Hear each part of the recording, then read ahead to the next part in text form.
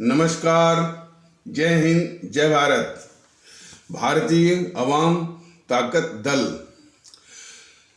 अपने भारतीय भाई बहनों अर्थात अपने देश भारत की जनता अर्थात अपनी भारतीय अवाम से भारतीयता आधारित आपसी श्रद्धा, भारतीयता आधारित आपसी स्नेह, भारतीयता आधारित आपसी प्रेम, भारतीयता आधारित आपसी अखलाक मोहब्बत, भारतीयता आधारित आपसी सहयोग, भारतीयता आधारित आपसी सम्मान, भारतीयता आधारित आपसी एकता, भारतीयता आधारित आपसी भाईचारा तथा भारतीयता आधारित आपसी सद्भाव को समझने व उसे आत्मसात करके वैसा ही और उसी अनुसार आचरण एवं व्यवहार करने हेतु और इसके समस्त भारत में प्रचार प्रसार करने हेतु और प्रत्येक देशवासी को अब इसकी अहमियत और महत्व को समझाकर उसे अपनाते हुए वैसा ही और उसी अनुसार आचरण एवं व्यवहार करने हेतु और प्रत्येक देशवासी को अपना ही भारतीय भाई बहन मानकर, समझकर, अपनाकर उनके साथ वैसा ही और उसी अनुसार आचरण एवं व्यवहार करने हेतु सतत, सदैव और हमेशा अदब के साथ, आदर के साथ अर्ज करता है, विनती करता है। कल एक समाचार दिख रहा था और कोई चैनल वाला इनकी बीजेपी की महिमा मंडन करते हुए ये कह रहा था कि इनके पास 11 करोड़ कार्यकर्ता हैं, चुनाव जिताने के लिए ये हमेशा वो लगे रहते हैं। ये तो खैर है, इनके 11 करोड़ जो कार्यकर्ता हैं एक चुनावी मशीन भर हैं, लेकिन कोई आफत हो जाए, किसी को समझाना हुआ, किसी से निवेदन करना हुआ और ख़ास करके ये वामपंथी और जीएनपीसी के मुट्ठी भर लोग पूरे देश में अफवाह फैला ले जाएं, लोगों को झूठ और अफवाह का शिकार बना दें, तो ये अपनी आवाम को जो कि झूठ और अफवाह का शिकार बन जाती है, उस झूठ और अफवाह का निराकरण करने में उस झूठ और अफवाह का जो शिकार बन गए हैं उनके दिलो दिमाग से जो जहर भरे रहते हैं ये वामपंथी और जेएनपीसी के मुट्ठी भर लोग, उस जहर को निकालने के लिए ये 11 करोड़ इनके बीजेपी के कार्यकर्ता पदाधिकारी जो है वो बिल्कुल निकम्मा साबित हो रहे हैं। ये 11 करोड़ इनके कार्यकर्ता जो है सिर्फ चुनावी मशीन है, चुनाव जिताने के लिए, सत्ता हथियाने के लिए। लेकिन जिस झूठ और अफवाह का हमारे भारतीय भाई बहन, खास करके हमारे इस्लाम आस्था वाले भारतीय भाई बहन जब शिकार होते हैं तो उनके पास ये जो है वो फटकते तक नहीं है। ये इनकी असली मंशा है, अक्सर देखा गया। ये बहुत बड़ी एक राष्ट्रीय समस्या है कि झूठ और अफवाह का ये देश विरोधी तत्व जो है हमारे भारतीय भाई बहनों को उसका शिकार बनाए रहते हैं। और तब ये 11 करोड़ इनके कार्यकर्ता पदाधिकारी जो है इनका आता पता तक नहीं रहता है और ये बहुत बड़ी एक राष्ट्रीय समस्या है।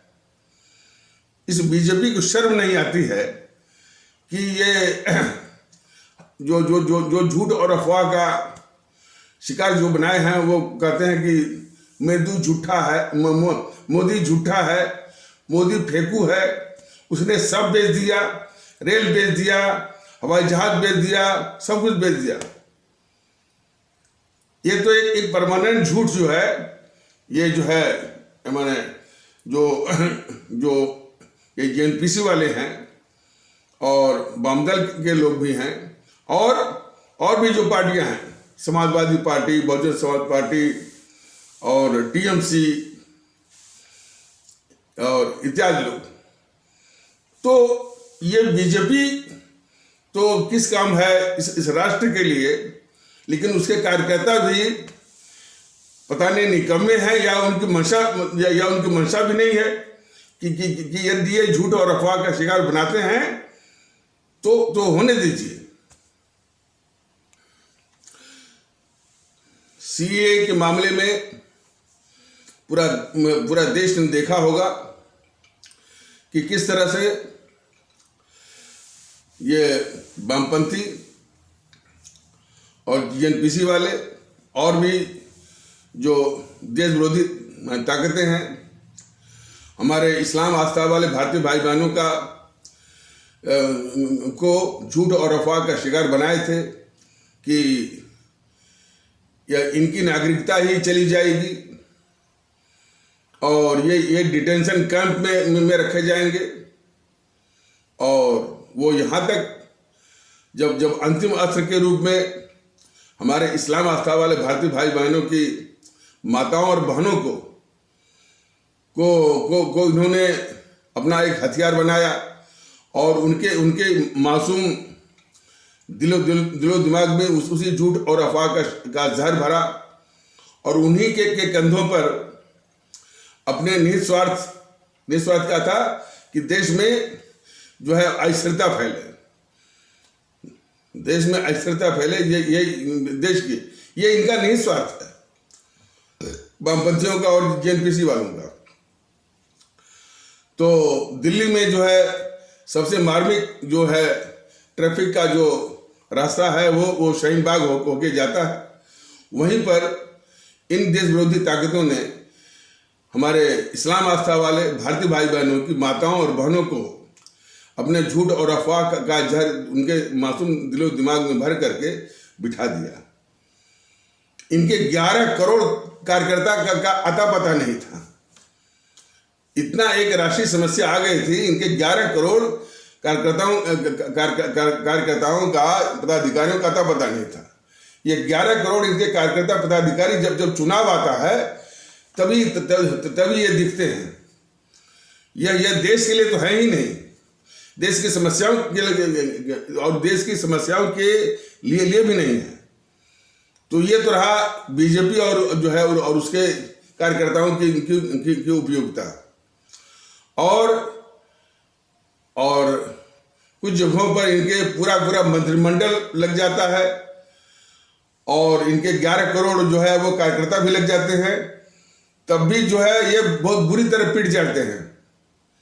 दिल्ली में सारा मंत्रिमंडल लग गया, मोदी लग गए और बाहर से कई मुख्यमंत्री जो योगी महोदय आते ही रहते हैं और 11 करोड़ इनके कार्यकर्ता भी लग गए। तो 70 में से मात्र इनको 3 सीट मिली।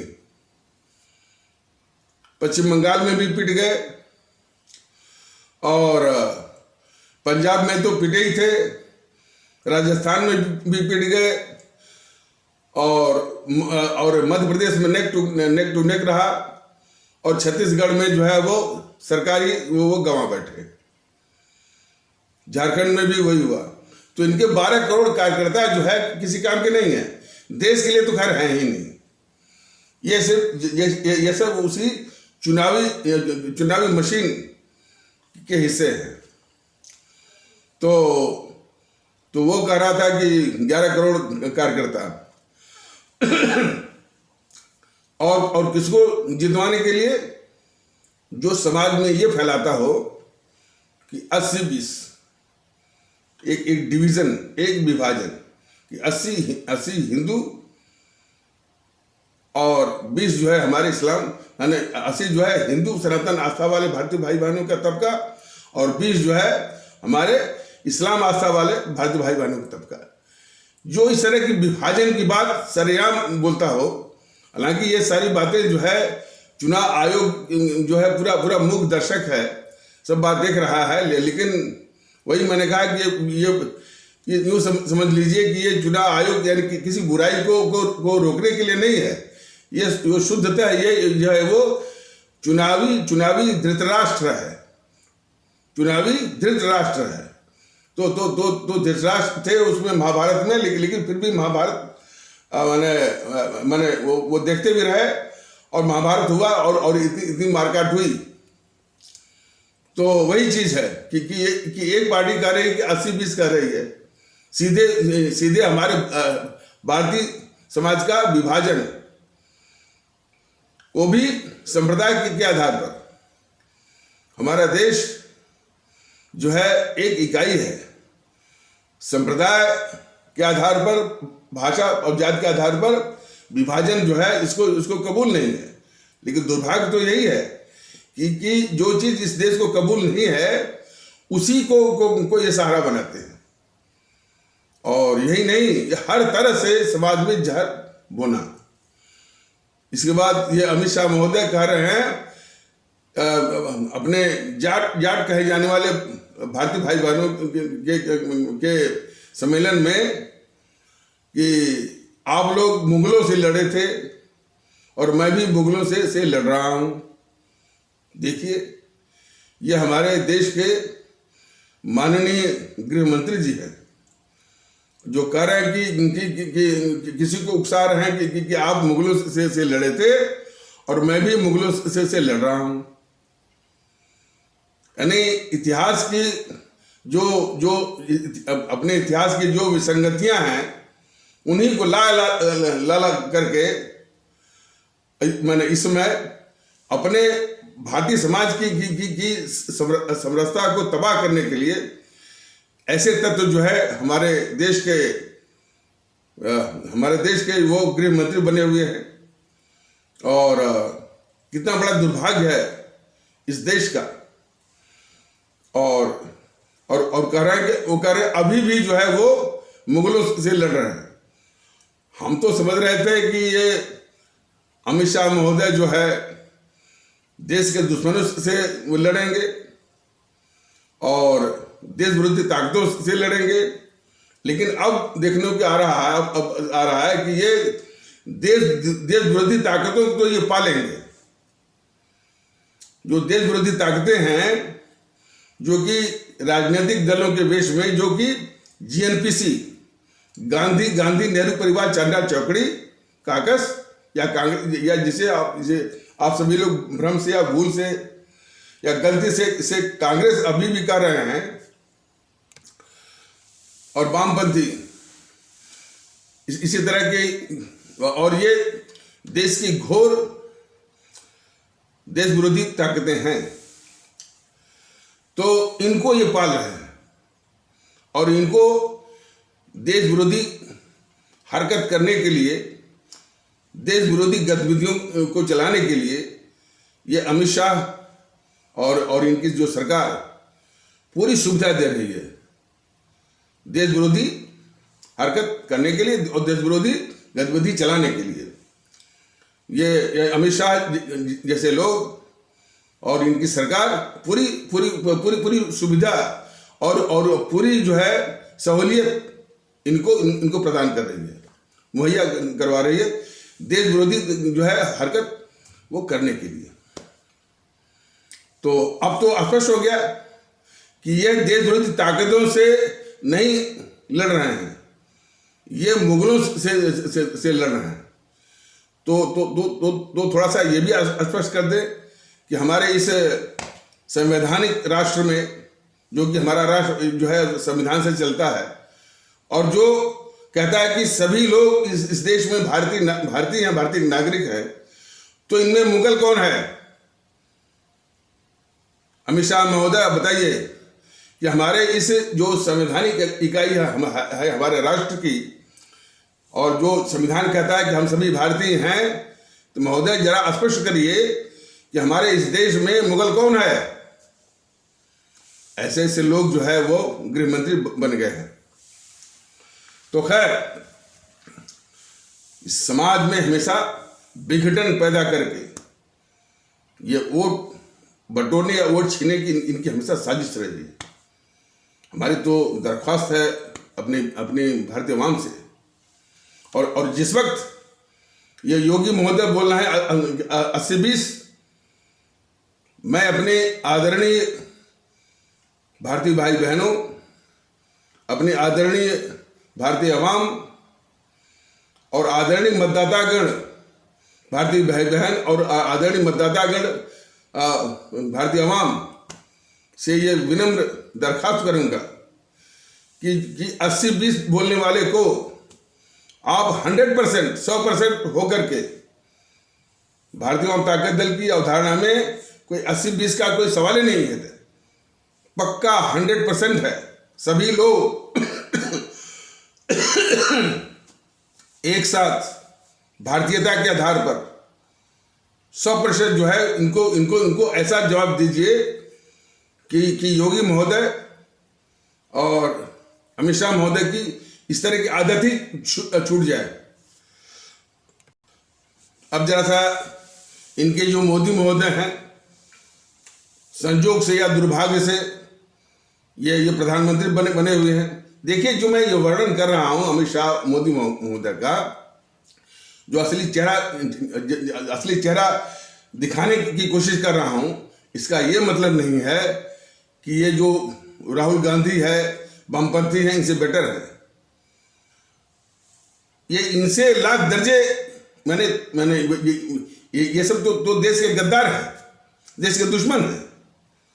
लेकिन अभिशाप यह है कि इन्हीं देश के दुश्मनों को ये मोदी महोदय और उनकी सरकार जो है बचा रही है। ये दुखड़ा है इस देश का।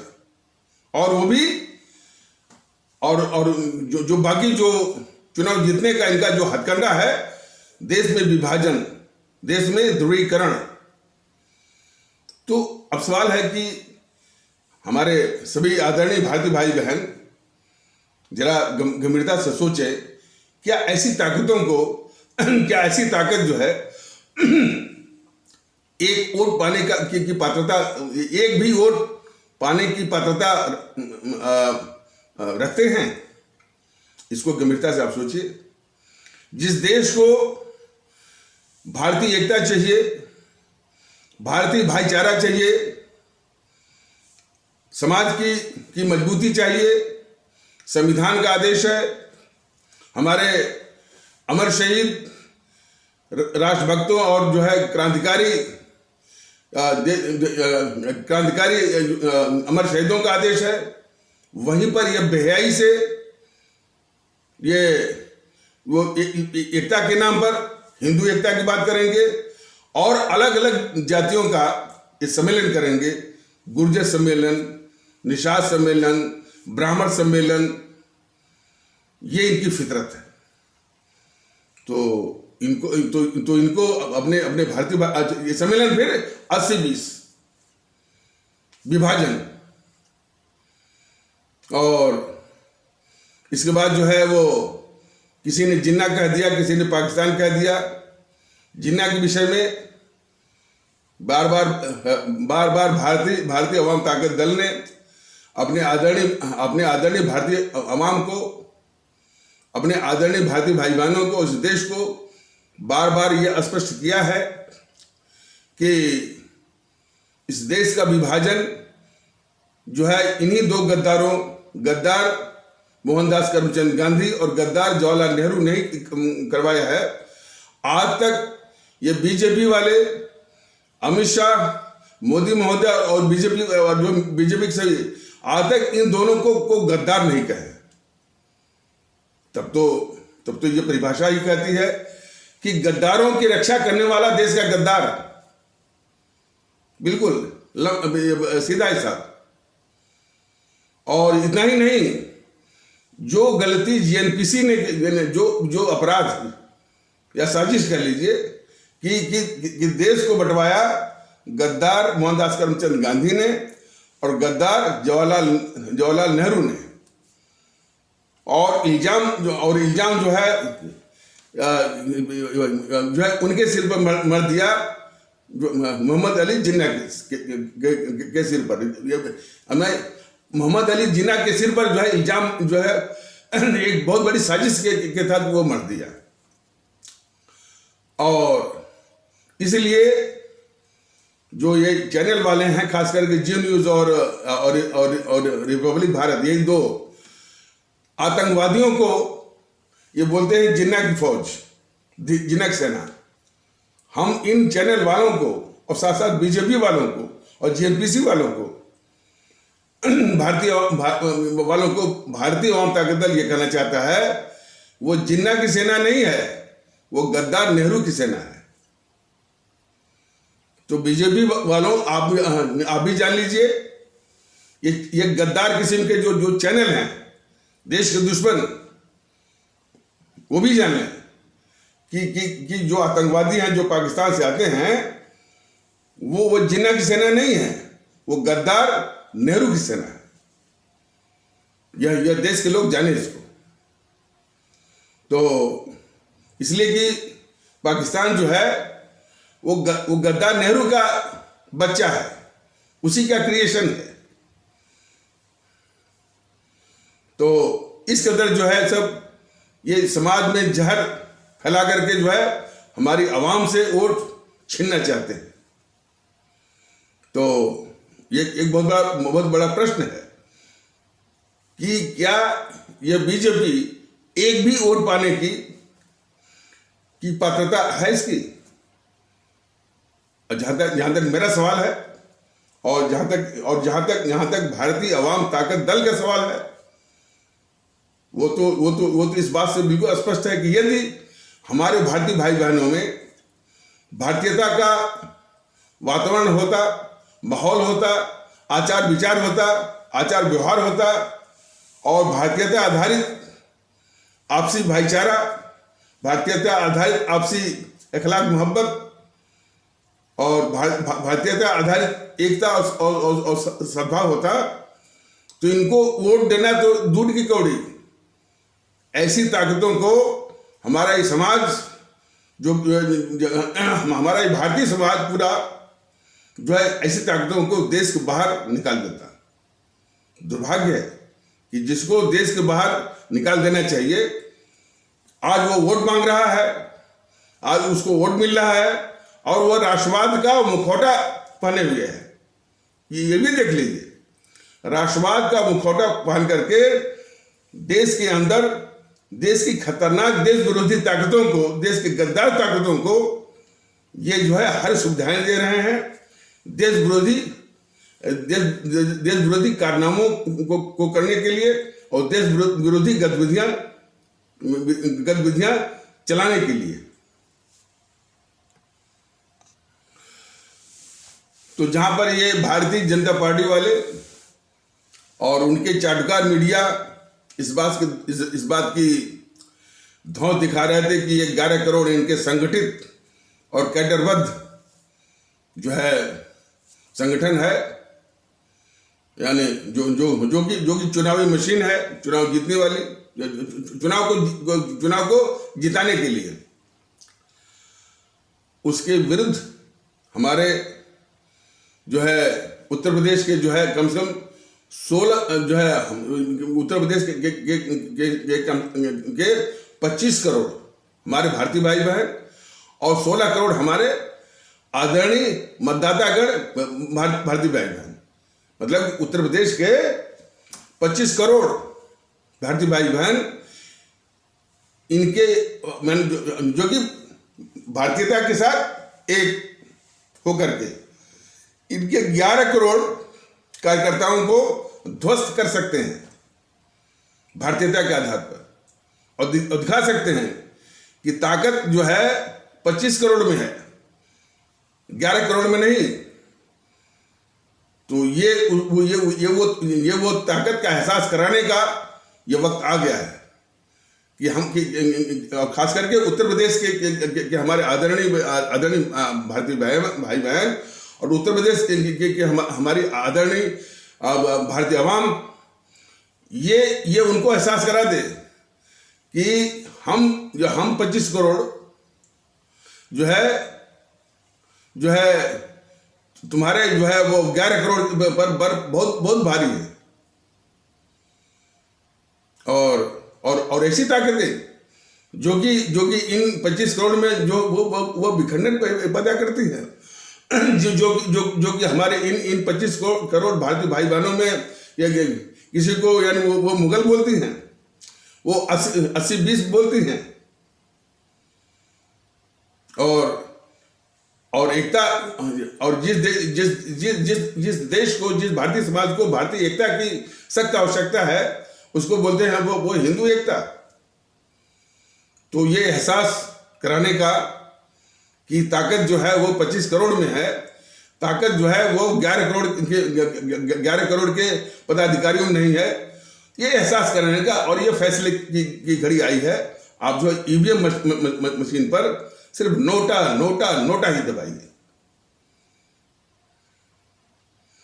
और सुनने में आ रहा है कि हमारे जो आदरणीय भारतीय भाई बहन है, हमारे जो आदरणीय भारतीय अवाम है, अब जो है मुखर होकर के इनके नेताओं को स्पष्ट कर रही है कि जो भारतीय बन के आएगा वोट उसी को मिलेगा।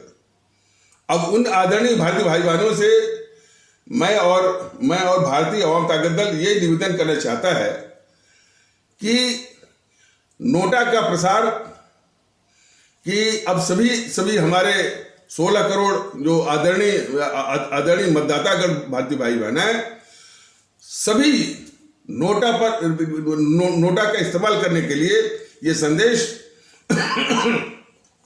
जो है जन जन तक इसको पहुंचाए। और सिर्फ नोटा ही करना, इसलिए कि नोटा से ही जो है इनको सबक मिलेगा। नोटा से ही जो है समाजवादी पार्टी जैसे इस मुल्क की अभिशाप और हर तरह से अभिशाप, वो उसकी समाजवादी पार्टी या अखिलेश की मानसिकता जरा आप लोग ठीक से पढ़िए। वो अपने टीएस हसन और शफीकुर रहमान वर्ग जैसे राष्ट्र विरोधी तत्वों के द्वारा जो है तालिबान का समर्थन करवाते हैं। अब इनकी मानसिकता पढ़ने की आवश्यकता है कि तालिबान का समर्थन करके क्या हमारे इस्लाम आस्था वाले भारतीय भाई बहनों का वोट पाएंगे, और क्या दिखाना चाहते हैं कि हमारा इस्लाम आस्था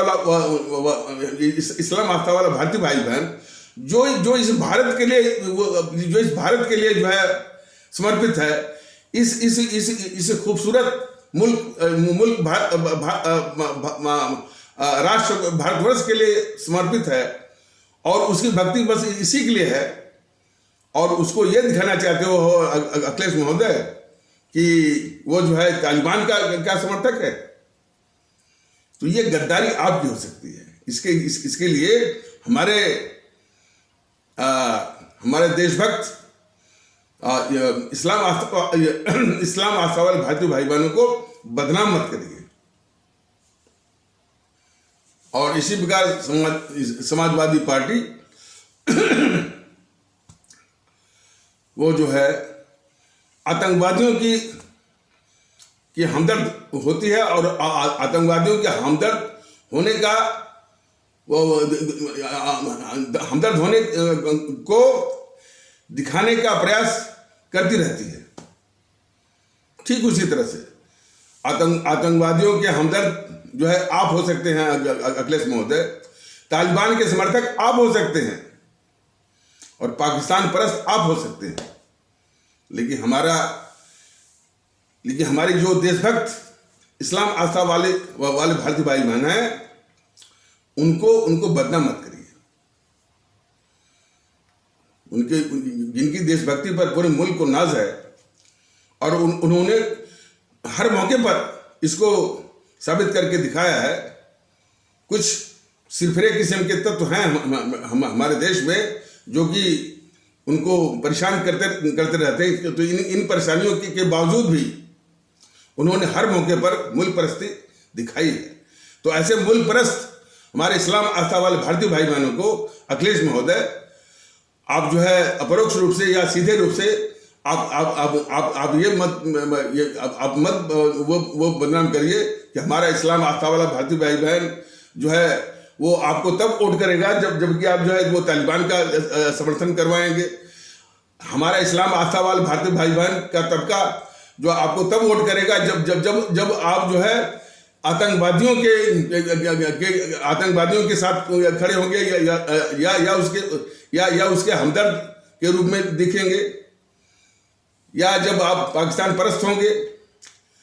तो इस तरह से हमारे जो मूल परस्त हमारा जो ये तबका है इस्लाम आस्था वाला भारतीय भाई बहनों का, उनको उनको उनको बदनाम मत करिए।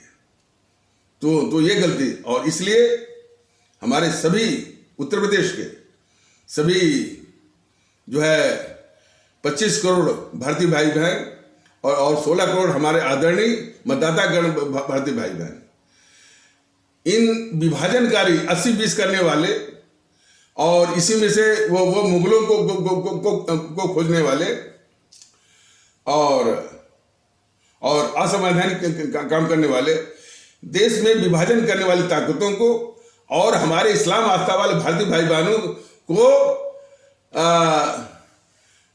हमारे इस्लाम आस्था वाले भारतीय भाई बहनों की मूल परिस्थिति पर दाग लगाने वाले ये समाजवादी पार्टी और जो है वो अखिलेश जैसे लोगों को, और जीएनपीसी तो खैर गद्दार है ही, और ये और उसी प्रकार ये जो है बाबा साहब के नाम पर जो है बाबा साहब के सब सारे सिद्धांतों की हत्या करने वाले जो है वो करने वाले जो है बहुजन समाज पार्टी या उसकी मायावती को शिकस्त देने के लिए सिर्फ नोटा नोटा नोटा नोटा। देखिए, नोटा इसलिए कहा जा रहा है, इसलिए नहीं कि मैं इसमें भाग नहीं ले रहा हूं तो इसलिए मैं वो नोटा कर रहा हूं। मुख्य मुद्दा यह है कि भारतीय जनता दल सब कुछ छोड़ करके कोरोना की अवधि में जो ये चुनाव आयोग, अब पता नहीं किस बुद्धिमत्ता का परिचय इसने दिया और कौन सी अकल जो है इसकी मारी और इसकी अकल मारी गई कि जो है हमारे मारी गई, और इस मामले में मारी गई ना कि पिछले साल जो है और खास करके पश्चिम बंगाल में जो विधानसभा के चुनाव हुए थे उसमें हजारों हमारे भारतीय भाई बहनों की बेशकीमती जाने गई थी। उसको इससे चुनाव आयोग ने देखा भी है, भुगता भी है। माननीय मद्रास उच्च न्यायालय का गुस्सा भी झेला है, लेकिन वो सारे अनुभव को ये पूरा निकल गया। और यही नहीं, माननीय इलाहाबाद उच्च न्यायालय वो आगाह कर रहा है, सावधान कर रहा है कि गन्ने भाई जाने तो जहान है, रोको इसको। लेकिन इसकी चुनाव आयोग की अकल पर और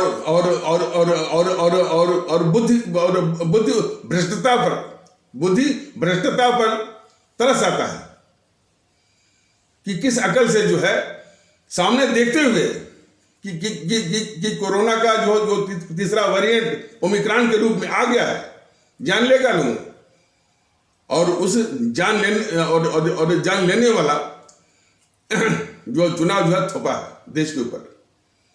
मैं समझता हूं कि देश कभी भी और हमारा देश कभी भी चुनाव आयोग की इस हरकत के लिए कभी भी उसको माफ नहीं करेगा, निश्चित रूप से। अब चुनाव आयोग अकेला हो तो अकेला ऐसा नहीं है, उसके साथ ये देश विरोधी ताकतें जो कि राजनीतिक दलों के बेस में है, जैसे कि ये भारतीय जनता पार्टी, जीएनपीसी, गांधी नेहरू परिवार चांदा चौकड़ी कांग्रेस और समाजवादी पार्टी, बहुजन समाज पार्टी, ये सब देख रही हैं कि ये चुनाव जो है वो जानलेवा है। हमारे भारतीय भाई बहनों, चाहे वो अपने आवाम के रूप में हो, चाहे वो चुनाव कर्मचारी या अधिकारी के रूप में हो, उनकी जाने जाएंगी, लेकिन फिर भी हमारे भारतीय भाई बहनों के लाशों पर ये सत्ता हथियाने की हवस की दौड़ लगा रहे हैं। तो मूलतः प्रश्न यही उठता है कि सत्ता हथियाने की इनकी हवस इतनी हावी है इनके ऊपर कि हमारे भारतीय भाई बहन मरे या जिए, हमको सत्ता चाहिए। क्या इनकी पात्रता बनती है कि इनको एक वोट भी मिले? वाकई में देश कहना नहीं चाहिए, जो क्रोध आ रहा है, जो क्षोभ आ रहा है मेरे मन में, हमारे देश और हमारे देशवासी यदि जागरूक होते तो ऐसे तत्वों को, ऐसे ऐसे ऐसे ऐसे संगठनों को लात मार करके जो है देश के बाहर कर दिए होते, कि जो हम हमारे भारतीय भाई बहनों की लाशों पर जो है वो सत्ता हथियाने की हवस को पूरा करना चाहते हैं। तो इन परिस्थितियों को देखते हुए हमने और हमारे संगठन भारतीय वाम ताकत दल ने सब कुछ छोड़ करके हमारे भारतीय भाई बहनों की जान कैसे बचाई जाए, चुनाव आयोग से भी निवेदन करते हैं। चुनाव आयोग ये न समझे कि मैं उसको अपमानित कर रहा हूं। ये मन का क्षोभ और जो है वो एक आउटरेजियस माने एक भावना है। वैसे मेरा निवेदन है, लेकिन ये तो पहले ही पाखंड कर चुका है। ये चुनाव आयोग कह रहा है कि संविधान में कोई प्रावधान ही नहीं कि जब एक बार मैं घोषित कर दूं तो उसको माने उसको मैं रोक दूं, जबकि यही चुनाव आयोग जो है पंजाब में चुनाव जो है उसकी तिथि वो बदल रहा है। अब पता नहीं, अब हम तो चुनाव आयोग के विषय में पूरा संविधान तो मैंने देखा नहीं कि इनको क्या अधिकार है और क्या अधिकार नहीं है, लेकिन ये कह रहे हैं कि कोई अधिकार ही नहीं है कि जब एक बार मैंने घोषित कर दिया तो मैं जो है अपना पाँव खींचूं। तो निवेदन तो उससे भी है, लेकिन मन में जो क्षोभ है, तो जो दुख है, तो वो दुख जो है विभिन्न वो दुख का जो फल्मिनेशंस है, जो उद्गार है, वह उस रूप में आता रहता है। तो इसको भी चुनाव आयोग जो है अन्यथा मत ले, उसको भी निवेदन ही है। लेकिन अफसोस कि इन निवेदनों का कोई असर नहीं है उसके ऊपर। और अब जो है जो आशा जो टिकी है हमारे माननीय सर्वोच्च न्यायालय पर, और उनसे भी बराबर विनती कर रहा है कि उनसे माननीय सर्वोच्च न्यायालय से भी कि जो परिस्थिति सामने है देश के सामने, कि हमारे भारतीय भाई, हमारे आदरणीय भारतीय भाई बहनों का जान जाने का खतरा बिल्कुल साफ दिख रहा है। तो it is requested to the honourable Supreme Court of India कि it must rise to the occasion. ये माने जो अवसर है इसमें अपनी प्रामाणिकता को साबित करें कि ये वाकई में जो है माननीय सर्वोच्च न्यायालय जो है जो कहता है, क्या कहता है कि देश के लोग यानी कुछ उनके आचार व्यवहार में गिरावट के बावजूद फिर भी देश के लोग उस पर भरोसा करते हैं। और ये भी कहता रहता है कि मानव जीवन या भारतीय भाई बहनों के जीवन बेशकीमती है। ये दो वसूल हैं। तो इन दो वसूलों के प्रति उसकी कितनी प्रतिबद्धता है, कितनी जो है वो कटिबद्धता है, उसको साबित करने का और लोगों की जान बचाने की ये फैसले की घड़ी है।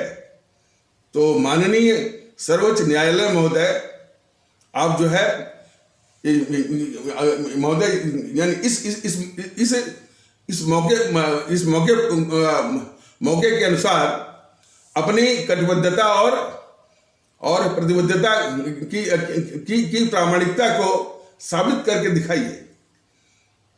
ये फैसले की घड़ी है आपके। तो एक जागरूक नागरिक होने के नाते मेरी यह विशेष विनती है अपने इस जो हमारे देश की न्यायपालिका का जो अपेक्स कोर्ट है, जो सर्वोच्च संस्थान है अपनी न्यायपालिका का, उससे ये विनम्र दरख्वास्त है कि इन इन बिंदुओं को, इन पहलुओं को कि मानव जीवन अमूल्य है और लोग आप पर भरोसा करते हैं, इसको, इसके प्रति आप कितने कटिबद्ध हैं, प्रतिबद्ध हैं और संवेदनशील हैं, इसकी प्रामाणिकता को इसको फिर से कहा जा रहा है कि हमारा जो है, हमारी जो न्यायपालिका का जो उच्च संस्थान है, माननीय सर्वोच्च न्यायालय से ये दरख्वास्त और विनम्र विनती है, प्रार्थना है कि जो वो हमेशा कहता रहता है कि मानव जीवन या भारतीय भाई बहनों का जीवन अमूल्य है, बेशकीमती है, उसको हर हालत में बचाया जाना चाहिए। और एक बात और कहता रहता है कि हमारे भारतीय समाज के विभिन्न क्षेत्रों में आचार व्यवहार के स्तर की लाख गिरावट के बावजूद देश के लोगों का इस उच्च जो संस्थान है हमारी न्यायपालिका का, इस पर भरोसा है। लोगों का माननीय सर्वोच्च न्यायालय पर भरोसा है। तो इन दोनों पहलुओं के प्रति माननीय सर्वोच्च न्यायालय की कितनी प्रतिबद्धता है, कितनी कटिबद्धता है, उसकी प्रामाणिकता को साबित करने का ये पल है, ये क्षण है। तो विनती है कि जो है आप यानी मौके की नजाकत को देखते हुए it is hoped that you will certainly rise to the occasion. तो अच्छा, अब ये मोदी महोदय जो ये अभिशाप दे रहे हैं हमारी आवाम को, वो तो सामने है। बस इनसे वोट लेते हैं, एक झूठा जो है वो राष्ट्रवाद का मुखौटा या चोंगा पहन करके, लेकिन ये झूठ भी बोलते हैं। वो वाला झूठ नहीं जो सब फैला है कि मोदी फेंकू है, झूठा है, सब बेदिया से वैसा नहीं, एक प्रामाणिक झूठ। देखिए, हमारे परम आदरणीय राष्ट्र महानायक, राष्ट्रभक्त शिरोमणि नेताजी सुभाष चंद्र बोस की जयंती पर और एक तो इन्होंने कितना बड़ा अन्याय किया है कि जो सम्मान उनको मिलना चाहिए, और जिस सम्मान के वो आधिकारिक रूप से हकदार हैं, उस सम्मान के प्रति ये मोदी महोदय ने कितना अन्याय किया है कि 23 जनवरी जो कि हमारे नेताजी सुभाष चंद्र बोस का जन्मदिन है, उसको शुद्धतः राष्ट्रीय दिवस के रूप में जो है मनाया जाना जो है वो देश के लिए परम आवश्यक है। लेकिन मोदी महोदय ने क्या किया है कि उसको 23 जनवरी को वो गणतंत्र दिवस जो 26 जनवरी और 26 जनवरी जो है वो हमारे देश का गणतंत्र दिवस है। किस लिए? कि उसी दिन हमारे देश का संविधान लागू हुआ था। तो जिस दिन संविधान लागू हुआ उस दिन उससे ये जोड़ रहे हैं। तो मोदी महोदय जरा समझिए इस बात को कि 26 जनवरी जो है वो गणतंत्र दिवस इसलिए है कि उसी दिन जो है वो भारत का संविधान लागू हुआ था। लेकिन हमारे ये सुभाष चंद्र बोस जो है वो देशभक्ति, राष्ट्रभक्ति और इसके प्रतीक हैं। वो शहादत और जो है और देश के लिए शहादत और कुर्बानी के सबसे बड़े आदर्श, सबसे बड़ी वो प्रतिमूर्ति। आप उनको इस तरह से जो है वो अपमानित कर रहे हैं। जरूरत इस बात की है देश के लिए कि उनको अलग से जो है राष्ट्रीय दिवस के रूप में मनाया जाए। और 2 अक्टूबर जो कलंक है इस देश का, मोहनदास करमचंद गांधी उसके जन्मदिन को राष्ट्रीय दिवस में में मनाने का जो जो वो भी एक कलंक है। उसके 2 अक्टूबर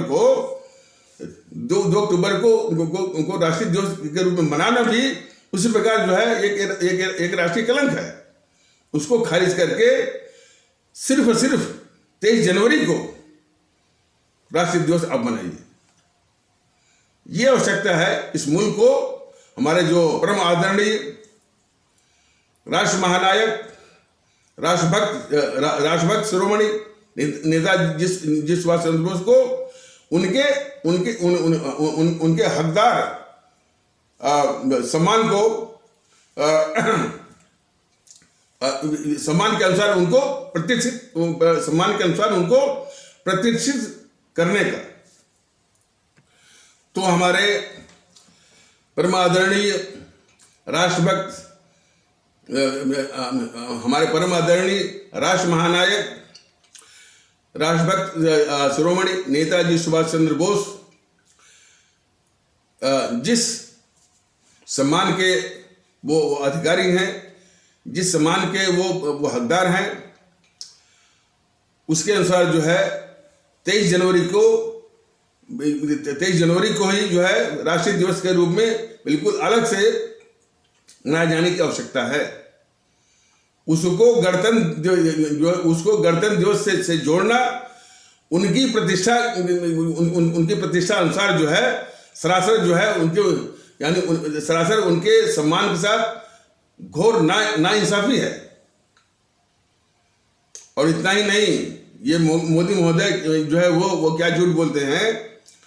कहते हैं कि हमारे नेताजी सुभाष चंद्र बोस से संबंधित जितनी क्लासिफाइड फाइलें थी जो उनसे संबंधित, और साथ उससे नेताजी सुभाष चंद्र बोस की मृत्यु का असली गुत्थी जो है वो सुलझ सकती है। उसके विषय में इन्होंने झूठ बोला कि हमने जो क्लासिफाइड फाइलें थे जो कि दबा करके इसे गद्दार जेएनपीसी ने रखा हुआ था, उन फाइलों को मोदी महोदय बोले थे कि वो जो है उन्होंने सार्वजनिक कर दिया है। ये झूठ बोल रहे हैं। अभी भी पता कर लीजिए, जो है अभी भी काफी फाइलें हैं जिनको डी क्लासिफाई करके जो है जनता के सामने रखना बाकी है। तो यानी झूठ बोलने में और वो भी कितनी सफाई से, और वो भी हमारे परमादरणीय राष्ट्र महानायक, राष्ट्रभक्त शिरोमणि नेताजी सुभाष चंद्र बोस के बारे में। और एक झूठ तो यानी पिछले 2-3 एपिसोडों के माध्यम से भी बताया गया था कि जब ये मोदी महोदय जब गुजरात के मुख्यमंत्री थे, तो इसी जो 23 जनवरी है, इसी के अवसर पर मुख्यमंत्री गुजरात के रूप में ये बोल रहे थे कि गुजरात का संबंध नेताजी सुभाष चंद्र बोस और उनकी आजाद हिंद फौज से बहुत गहरा संबंध है। लेकिन वो गहरा संबंध किस आधार पर है, किस हकीकत के कारण है, उसको निकल गए। वो ये नहीं बताया है कि उसी गुजरात के सौराष्ट्र क्षेत्र के और राजकोट जिले के और धोराजी कस्बे के व्यापारी वही मेमन अब्दुल हबीब यूसुफ मरफानी, जो कि रंगून में व्यापार कर रहे थे, उन्होंने अपने पूरे व्यापार को नष्ट करके जो है 1941 में आजाद हिंद फौज के निर्माण के लिए नेताजी के चरणों में 1 करोड़ रुपया, जो कि 1 करोड़ रुपया 1941 का आज जो है वो हजारों करोड़ से भी ज्यादा हो सकता है, वो उनके चरणों में रख दिया। किसने? मेमन अब्दुल हबीब यूसुफ मरफानी ने। और सुभाष चंद्र बोस के कहने पर कि भाई ऐसा आप क्यों कर रहे हैं, आपका आपके व्यापार का क्या होगा, आपके परिवार का क्या होगा। उन्होंने बेबाकी से जवाब दिया नेताजी जी सुभाष चंद्र बोस को कि नेताजी अब जो है हमको जो है वो व्यापार की क्या जरूरत है, हम भी आपकी इस आजाद हिंद फौज में शामिल होते हैं। और वो सिपाही बन गया। और नेताजी सुभाष चंद्र बोस ने पहला सेवक हिंद उपाधि जो है दिया। वैसे सेवक हिंद का उपाधि जो है वो कई लोगों को, अनेक लोगों को दिए होंगे, लेकिन पहला सेवक हिंद उपाधि जो है नेताजी सुभाष चंद्र बोस ने इसी देशभक्त, राष्ट्रभक्त और ये जो है मेमन अब्दुल हबीब यूसुफ मरफानी को दिया। और यही नहीं, गुजरात के ही एक जो है वो भर्ती अधिकारी भी थे, उनका नाम था गुलाम हुसैन मुश्ताक रंदेरी, यानी आजाद हिंद फौज में लोगों को भर्ती कराने के लिए। अब देखिए, और इस बात को कहना जरूरी होगा कि जो हमारे इस देश के जो भारतीय भाई बहन हैं, जो आजाद हिंद फौज के लिए कोई अपना व्यापार नष्ट करके आजाद हिंद फौज आजाद हिंद फौज के निर्माण के लिए सब कुछ अपना न्यौछावर करके, अपने पूरे व्यापार को नष्ट करके नेताजी के चरणों में वो यानी 1 करोड़ का वो योगदान कर रहा है। उसी गुजरात के जो है भर्ती अधिकारी गुलाम हुसैन मुश्ताक रंदेरी जो है वो भर्ती करवा रहे हैं। तो उनकी देशभक्ति को ये मुल्क देखे, खास करके बीजेपी वाले देखें। बीजेपी वाले हर वक्त उनके तत्व जो है हमारे इस्लाम आस्था वाले भारतीय भाई बहनों को जो उनके मन में डिमिनर है, जो अंदर भाव जो छिपा है, हमेशा जो इनको नीचा वो दिखाने का रहता है हमेशा। तो वो भी देखें। और तो उनका नाम जो है पूरे हमारे ऐतिहासिक पृष्ठभूमि से जो है वो गायब कर दिया गया है। यानी इतने बड़े वो राष्ट्रभक्त किस्म के हमारे अब्दुल हबीब नहीं मेमन अब्दुल हबीब यूसुफ मरफानी और गुलाम हुसैन मुश्ताक रंदेरी, ये इतने बड़े देशभक्त का नाम जो है वो जो है मैंने ऐतिहासिक पृष्ठभूमि में डाल दिया गया है। मैंने पूरी मैंने इतिहास से जो है वो गायब कर दिया गया है। वहीं पर बंग भंग जो हुआ था 1905 में, और सिर्फ बंग भंग जो है वो अंग्रेजी सरकार ने अंग्रेजों ने सिर्फ इसीलिए किया था कि वही जो हिंदू मुस्लिम डिवाइड करने के लिए, उसके खिलाफ जो है पूरा भारत वो खड़ा हो गया। और उसी के तत्वाधान में हमारा जो है वो एक आंदोलन वो चला था। हाँ, अपना एक आंदोलन चला था, स्वदेशी आंदोलन। तो उस स्वदेशी आंदोलन को दबाने के लिए, स्वदेशी आंदोलन के जवाब में अंग्रेजों ने इस गद्दार मोहनदास करमचंद गांधी, जो कि अफ्रीका में वहां पर भी जो है अंग्रेजी सेना में ही ये भर्ती था, वो झूठ मूठ का सब बनाते हैं कि उसने आंदोलन किया, कुछ नहीं किया उसने। तो उसको जो है भारत में ये अंग्रेजी सरकार उस गद्दार मोहनदास करमचंद गांधी को पैराशूट करवाती है। किस लिए? स्वदेशी आंदोलन को दबाने के लिए या उसके जवाब में। और वो आकर के गद्दारी करता है, पहला सार्वजनिक रूप से बोलता है कि मैं इस अंग्रेजी सरकार का मैं वफादार एक मैं जो है मैं अंग्रेजी सरकार का मैं भक्त हूं, इसलिए इस देश के नौजवानों को भी चाहिए कि वो अपनी वफादारी इस अंग्रेजी सरकार के प्रति दिखाएं।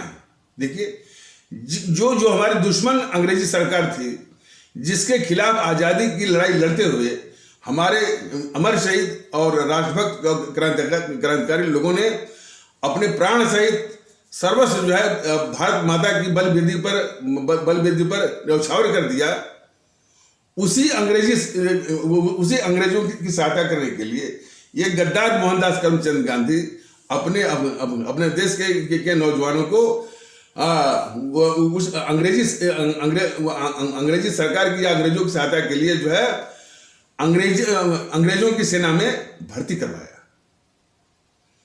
तो भर्ती करवाया तो इसको जेएनपीसी वालों ने गद्दार नहीं कहा, इसको राष्ट्रपिता बना दिया। और जिन लोगों ने आजाद हिंद फौज के निर्माण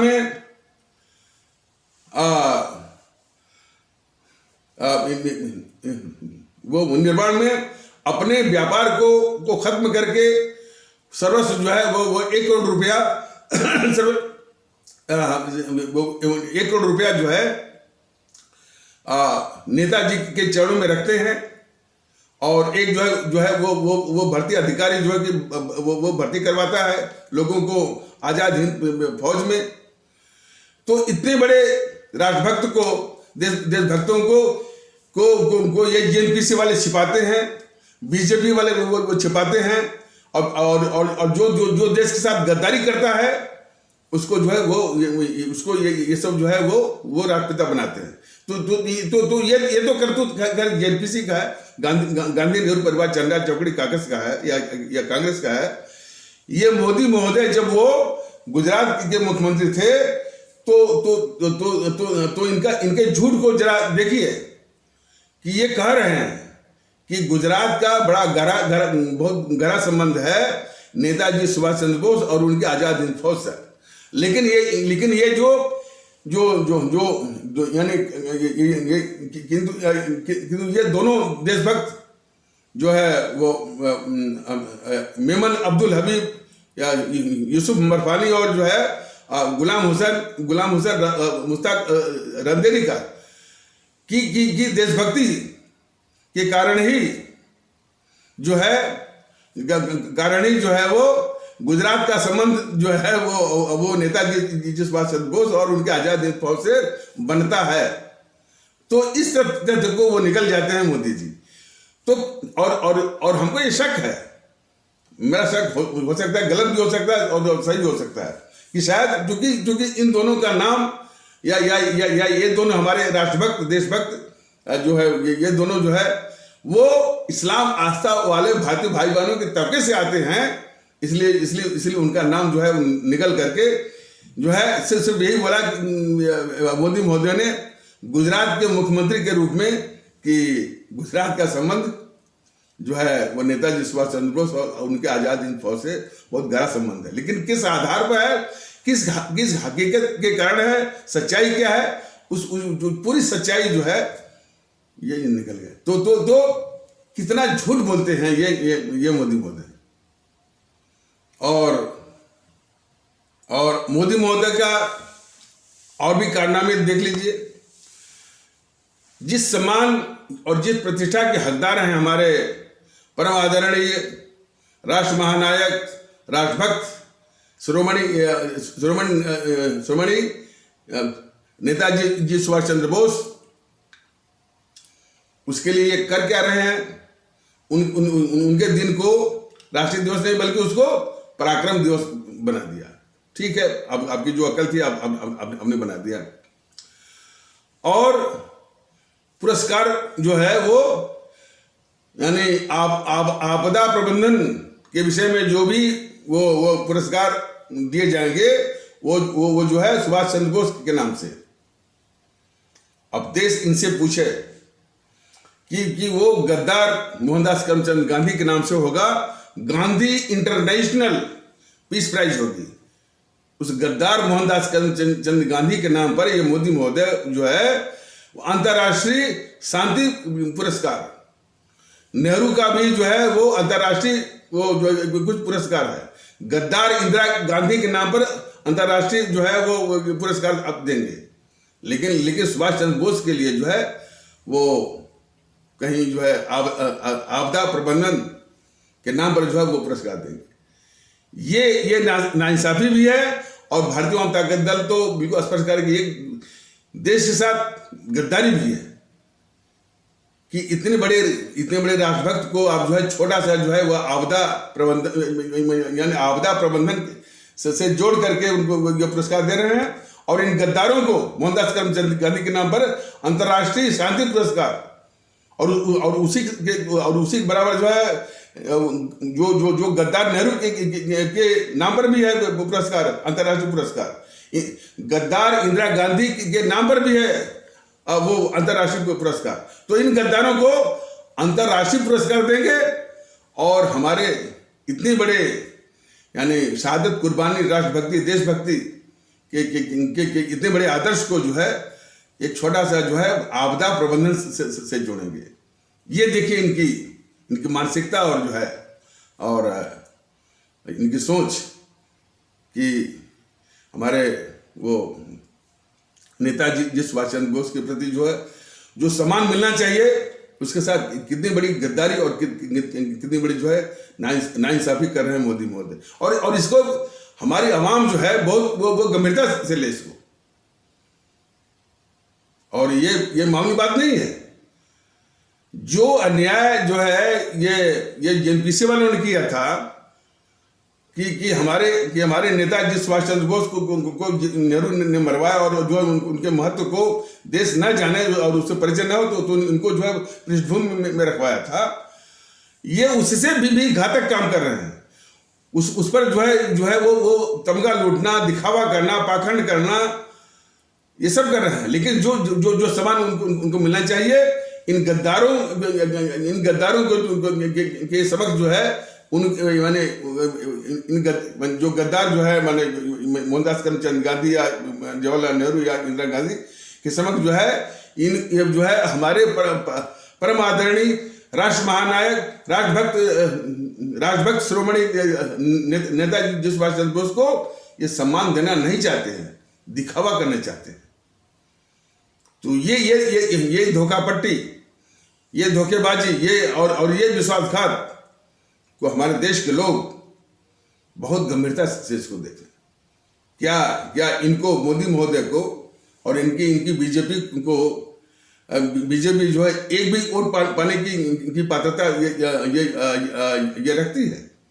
इसको सोचिए जरा सा। और हमारे नेताजी सुभाष चंद्र बोस जो कि आजाद भारत की स्थापना जो है 1941 में 1943 में तो ये बोल भी चुके थे मोदी महोदय कि भाई कि हमारा आज़ादी का जो वास्तविक दिवस है वो 21 अक्टूबर है, लेकिन वो जो भारत के त्रासदी का जो दिवस है 15 अगस्त, भारत का सबसे बड़ा ऐतिहासिक जो है वो त्रासदी का दिवस है, बर्बादी का दिवस है, देश के विभाजन का दिवस है। 25 से 30 लाख लोगों की जान लेने वाला दिवस है, और 3 करोड़ से ऊपर हमारे भारतीय भाई बहनों के घर उजड़ने का दिवस है। और वो गद्दार जवाहरलाल नेहरू का इस भारत की तबाही के मंजर पर, लोगों की लाशों पर हवस पूरा करके हवस जो है पूरा करने का सत्ता हथियाने की हवस पूरा करने का दिवस है। तो इतने बड़े अभिशाप को जो है ये जो है आज़ादी का दिवस मनाने को ये मोदी महोदय छोड़ नहीं रहे हैं। और सिर्फ जो कि देश को जरूरत है कि इसको जो है 15 अगस्त को इसी रूप में समझ करके इसको कूड़ेदान में डाल करके सिर्फ 21 अक्टूबर को जो है वो अपने अपने आज़ादी का दिवस जो है मनाने की जरूरत है। लेकिन ये वो जो अभिशाप वाला जो दिन है, जो 15 अगस्त, उसको ये मनाएंगे और 21 सितंबर के प्रति ये दिखावा करेंगे, पाखंड करेंगे। ये गद्दारी है मोदी जी की हमारे देश के खिलाफ। इसको समझिए।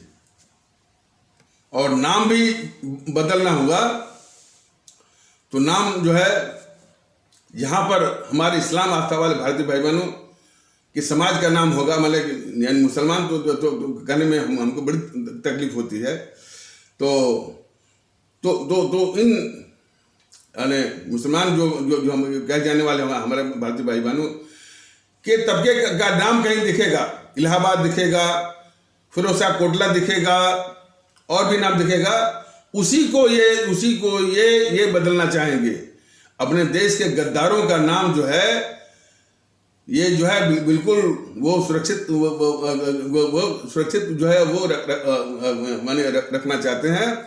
और देश के गद्दारों को वैसे ही जो है जो कि हमारे देश के सबसे बड़े अभिशाप हैं, उनके नाम पर जो संस्थाएं हैं, चाहे वो स्टेडियम हो, चाहे उनके नाम पर जितनी भी संस्थाएं हैं, उन संस्थाओं को एज इट इज यथावत रख करके जो है ये भी जो है देश के खिलाफ ये गद्दारी का काम कर रहे हैं हमारे मोदी महोदय।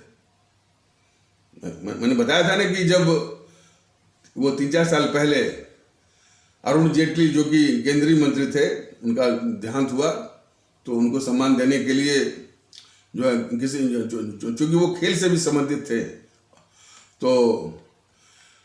तो किसी खेल के मैदान या स्टेडियम का नाम रखना था। इन मोदी महोदय को या उनकी मंडली को ये गद्दार जवाहरलाल नेहरू के नाम पर जो है नेहरू स्टेडियम नहीं दिखा कि इसका नाम जो है वो बदल करके उसी का नाम जो है अरुण जेटली स्टेडियम रख दें। इनको दिखा तो सिर्फ दिखा फिरोजशाह कोटला, फिरोजशाह इसलिए कि उसमें नाम लिखा है फिरोजशाह। यही इनका असली डिमीनर है, यही इनकी भावना है। तो हमारे आदरणीय भारतीय भाई बहन जरा ठीक से और गौर से गंभीर होकर जरा देखें कि जिसके मन में इतना दुर्भावना फैली हो कि जहां मुसलमान शब्द लिखा हुआ हो, और वही इनके लिए जो है बहुत मैंने वो घृणित है, वो घृणित है। और वो आदमी जो है कहता है कि सबका साथ सबका विश्वास। कैसे होगा सबका साथ सबका विश्वास? तो और यही नहीं, और इन मोदी महोदय पर विश्वास जो है जनता तो नहीं कर सकती। जनता जब तक भूल में दे रही, तो जनता ने तो भूल में तो जो है इस गद्दार जेएनपीसी को भी जो वोट देकर के सत्ता में बिठाया था 60-70 सालों तक, और फिर वो चली जा रही है झूठे राष्ट्रवाद के नाम पर, हैं, जो कि देश के दुश्मनों को बचा रहा है, देश के दुश्मनों को पाल पोस रहा है, और जो है इन देश के गद्दारों के सारे गद्दारी के भी और इन्होंने जो डकैती डाली है, तो डकैती और भ्रष्टाचार के पापों को भी वो ढक रहा है, और जो है और इनके आगे घुटने भी टेक रहा है, इनकी रक्षा भी कर रहा है। और सरेआम मोदी कहते भी हैं कि जब तक मोदी है तब तक मजे लीजिए, मतलब जब तक मोदी हैं तब तक आप देश के खिलाफ गद्दारी करते रहिए, देश विरोधी जो है गतिविधियां चलाते रहिए। तो इस समूह का यानी वामपंथियों का और राहुल गांधी का, सोनिया गांधी का, प्रियंका गांधी का, इस टाइप के लोगों का आप पर विश्वास हो सकता है, आवाम का नहीं हो सकता। आवाम का विश्वास आप पर हो नहीं सकता। और मैंने सुना था कि शायद ये खबर है, हो सकता है कि कोई इसको गलत भी साबित कर दे, कि स्टिंग ऑपरेशन के जरिए सोनिया गांधी से कोई मैंने गुप्त रूप से वार्तालाप कर रहा था, तो सोनिया गांधी यानी यह कहते हुए मैंने देखी गई थी या सुनी गई थी उस स्टिंग ऑपरेशन के जरिए कि भाई हमको तो जितना मजा, जितनी आसानी अब वो सत्ता में रह करके भी नहीं मिलती, उतना मजा हमको जो है इस मोदी महोदय ने हमको विपक्ष में रह करके दिया है। मतलब कि विपक्ष में बैठा करके ये मोदी महोदय जो है जितना कि ये सब सत्ता में रहते, सोनिया गांधी और राहुल गांधी, प्रियंका गांधी, जितनी सुविधा मिलती उससे अधिक सुविधा जो है इनको विपक्ष में बैठा करके भी जो है उससे अधिक सुविधा दे रहे हैं और उस सुविधा का वो कर रहे हैं। यही तो है कांग्रेस मुक्त भारत की असलियत कि सत्ता हथिया लेंगे और उसके बाद जो है इन देश विरोधी ताकतों को यानी सत्ता से अधिक सहूलियत इनको देते रहेंगे। यही इनका जो है राष्ट्रवाद है। अरे इसी दिल्ली में 3000 क्लस्टर बसें जो है सोनिया गांधी की इसी गद्दार केजरीवाल के द्वारा चलाई जा रही हैं और मोदी जी की देखरेख और जो है जानकारी और उनके तत्वाधान में। और पूरे चुनाव के दौरान क्या हो रहा है, जिन्ना और भाईजान, चचा जान, अब्बा जान, पाकिस्तान, इसके बूते जो है ये बीजेपी जो है चुनाव जीतने का प्रयास कर रही है। ऐसे लोग देश के लिए अभिशाप होते हैं। और ये योगी महोदय अब्बा जान, चचा जान, भाईजान क्यों कहते रहते हैं? क्या ये हमारे देश में ये सब जो है वो घृणित है क्या इनको सम्मान नहीं दिया जाना चाहिए? ये सारे सवाल हमारे सभी आदरणीय भारतीय भाई बहन, हमारी आदरणीय भारतीय अवाम इनसे पूछे, क्यों बोलते हो ऐसा? इसी देश में अब्बा जान भी है, चचा जान भी है, भाई जान भी है। ये सब जो है सम्मानजनक जो वो संबोधन है, उसको ये घृणित मान करके या बोलते हैं ताकि लोग जो इससे घृणा करें। तो इस तरह की जिसकी भावना है, इस तरह का जो उसका क्या कहते हैं कि विसरल, अंग्रेजी में एक शब्द है विसरल हेट्रेडनेस है, वो क्या कैसे वो कह सकता है कि सबका साथ सबका विश्वास, और कैसे वो चुनाव लड़ रहा है और वोट मांग रहा है। अब्बा जान हुए, भाई जान हुए, चचा जान हुए, मम्मी जान हुए, ये हमारे देश के सम्मानजनक संबोधन है। योगी महोदय जान लीजिए, मोदी महोदय जान लीजिए, आप इसको घृणित आप इसको घृणित के रूप में पेश करने की जो साजिश है वह देश देख रहा है, मुल्क देख रहा है और इसका जवाब देगा। इसीलिए भारतीय जनता दल 80-20 के विरुद्ध 100% यानी सब लोग मिलकर के भारतीयता के आधार पर और इनकी हर साजिश को वो मुगलों को खोज रहे हैं कि मुगलों से ये लड़ रहे हैं। बताइए कितना आश्चर्य, कितना दुख होता है कि देश का गृह मंत्री कह रहा है कि हम जो है मुगलों से लड़ रहे हैं। इनको लड़ना चाहिए था देश के दुश्मनों से और लड़ रहे हैं जो है वो मुगलों से। तो खैर इन पर एक जिम्मेदारी बनती है कि जरा मुगलों को बताएं जरा कि कौन मुगल है। वैसे तो जिस संविधान की शपथ लेकर के ये गृह मंत्री बने हैं, वो संविधान तो कह रहा है कि वो संविधान तो आदेश दे रहा है कि हम सभी भारतीय हैं। कैसे इन यानी बेवकूफ़ों को और कैसे जो है इस तरह से जो माने एक घिनौना विचार पालने वालों को मैंने कैसे जवाब दिया जाए। हाँ, इसीलिए कहा जाता है कि 80-20 की बात को ठोकर मानने के लिए 100%, 100% सभी लोग एक साथ भारतीयता के आधार पर एक होकर के सिर्फ नोटा नोटा नोटा आप दबाइए, सबको जवाब मिल जाएगा। इन बीजेपी वालों को भी, समाजवादियों को भी, और एनपीसी को भी, और बहुजन समाज और बहुजन समाज पार्टी को भी, मायावती को भी। तो इन्हीं आवश्यक शब्दों के साथ इस आवश्यक परिचर्चा को यहीं पर विराम दिया जाता है। तब तक के लिए नमस्कार, जय हिंद, जय भारत।